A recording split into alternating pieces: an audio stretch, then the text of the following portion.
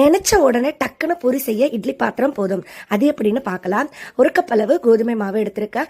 இதுக்கு அரை கப் தண்ணி சேர்த்துக்கோங்க. டேஸ்ட்டுக்கு தேவையான உப்பு, ஒரு ஸ்பூன் அளவுக்கு ரவை சேர்த்துக்கோங்க. இதெல்லாம் சேர்த்து நல்லா மிக்ஸ் பண்ணி விட்டுருங்க. இது கூட கொஞ்சமா குக்கிங் ஆயில சேர்த்துட்டு இந்த பாத்திரத்தை அடுப்புல வச்சு சூடு பண்ணுங்க.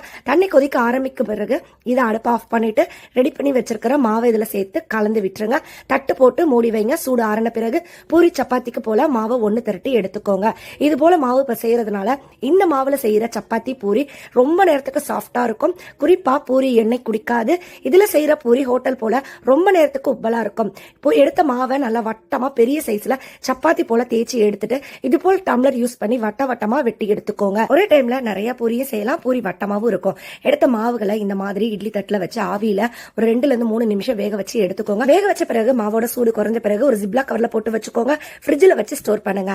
நினைச்ச உடனே இல்ல கெஸ்ட் எல்லாம் வர போறாங்கன்னா முன்னாடியே ரெடி பண்ணி வச்சிட்டீங்கன்னா உங்க வேலை சட்டுன்னு குயிக்கா முடியுங்க. ட்ரை பண்ணி பாருங்க. வீடியோ பிடிச்சா லைக் பண்ணுங்க. நிறைய பேர் கூட ஷேர் பண்ணுங்க. Download ShareChat.